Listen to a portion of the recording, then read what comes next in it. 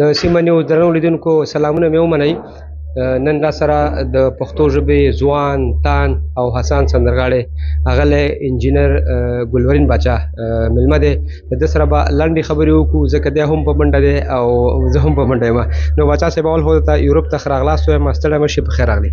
نوراني صاحب ډېره مننه، تاسو ته زما له خوا نیک هیلې احترامات او کتونکو ته ډېره مننه. کور دې ودان. ګل باچا صاحب دا راته ووایي چې یورپ ته په کم سفر راغلی وئ، یو تورستي سفر و، کم کنسرټ و، که نه کم ادبي هنري پروګرامونه و؟ نو دا خو داسې ده، زه خو چکر په نیت راغلی وم، خو دلته د ملګرو د کور ودان وي چې خبر شي نو بیا دلته غونډې را جوړې کړي او هغوی هم غواړي چې ښه محفلونه ولري او زما هم دا خواهش چې ملګرو سره ملاو شم زیات نه زیات. نو دا نننی کوم ماښام چې و نو دا هم د هغې یو برخه. مننه. نن چې موږ ولیدو په هالنډ کې پروګرام و د خپلواکۍ د ورځې یا د ازادۍ د ورځې، دغه ډول پروګرامونه تاسو په کوم نظر ګورئ؟ نو دا خو پکار ده چې وشي چې هغه پښتون احساس پاتې شي، له منځه لاړ نه شي او موږ یو بل ووینو. هغه موږ هر څو په بل هېواد کې یو، ډېر یو بل نه لرې یو، بیا هم هغه احساس ژوندي پاتې کولو لپاره دا ډېر ضروري دی چې داسې وشي. ډېره مننه باچا صاحب. که د پښتو موسیقۍ په اړه راته ووایي، ستاسو په نظر اوس مهال پښتو موسیقي په کوم خوا روانه ده؟ ښه روانه ده او که نه ستاسو په نظر باندې باید کار ورته وشي نور هم؟ زه خو اول خپله ډېر کمزوری هنرمند یم او څه وایم که ما زه د هنرمند ویلو قابل هم یم، ځکه چې هېڅ نه پوهېږم. خو بیا هم زه وایم چې د ښه کولو ځای پکې هر څه کې شته. دنیا کې یو څیز هم پوره نه دی، هر څه یو ځای لري د نور ښه کېدو دپاره. نو دغسې پښتو موسیقي هم ده، که موږ کوششونه وکړو نور ملګري نو لا په مخ تللی شو.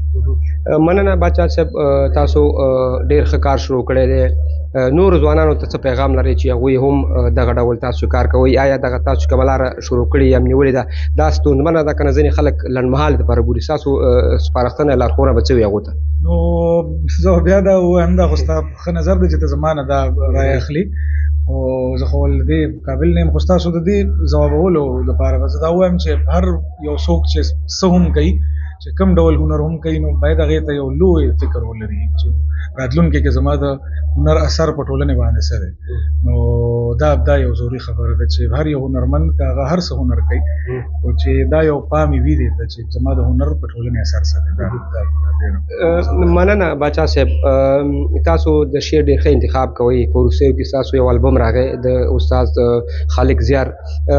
دغه ډول سندرې یو کټګوري خلک خوښوي، خو عام خلک بیا دا نه خوښوي، هغوی هغه نوره شاعري خوښوي.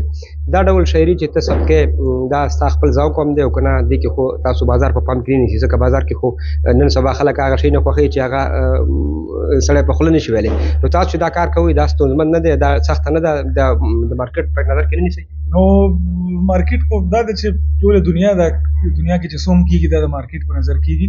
خو زه بیا هم زه چې یو څه کار کوم نو ستا غوندې ملګري په نظر کې نیسم، کم پوهه ملګري چې دي په شعر پوهېږي، نو غواړم چې د هغوی په هیلو پوره وځم. او که څو زه ډېر داسې ډاډه نه یم چې هغسې به وکړی شم څه چې د دې شعر حق دی، څه چې د دې موسیقۍ حق دی، ونه کړی شم به هغسې. خو بیا هم یو کوشش مې وي چې پوهه ملګري کوم وي نو هغوی زما کار په شوق واوري. او که دا راته ووایي چې هغه البم خو چې ما مخکې یادونه وکړه د زیار صاحب هغه راغی، بل نوی کار څه د لاس لاندې دی چې لیدونکي او موږ ورته په تمه اوسو؟ اقبال مومند شهید الله دې وبخي، او د هغه شعرونه مې راغونډ کړي دي، یو البم مې تیار کړی دی. بس اوس دا دی پروت یم د اروپا په چکر، بېرته لاړ شم وطن ته نو ویډیو به ورته کوم او بیا تاسو ته وړاندې کوم. مننه باچا صاحب، ته هم ستړی، ما مخکې یادونه وکړه پروګرام خلاص شو، خو دا هم ناممکن دی چې باچا جي سره ناست یو هغه زمزمه واورو. نو لیدونکي دې ګوري، مینوال دې ګوري، نو څه به ورته زمزمه کوې؟ یاره نور هغه جانه ما خو دومره زمزمې وکړې او بیخي اوس مرای راله دا اجازه نه راکوي، بس ته دې راته ژوندی اوسې او د کتونکو هم ډېر په بخښنې سره بیخي مرای مې ناسته ده. عادت ته پته ده چې ما څومره یعنې باچا صاحب قرضداره شولې؟ او قرضداره شوم، نو بیا به شي، بس ته دې راته ډېره مننه. د سیمنیو درنو لیدونکو دا و ګلورین باچا صاحب چې تاسو یې د نوم او د څېرې سره بلد دي، د کار سره بلد دي، نو ده ته په راتلونکي هم ډېر بریالیتوبونه غواړو. ډېره مننه باچا صاحب. خیر اوسې، ژوند خیر اوسې. दुनिया दिल मंगो ओ खुली सामने रे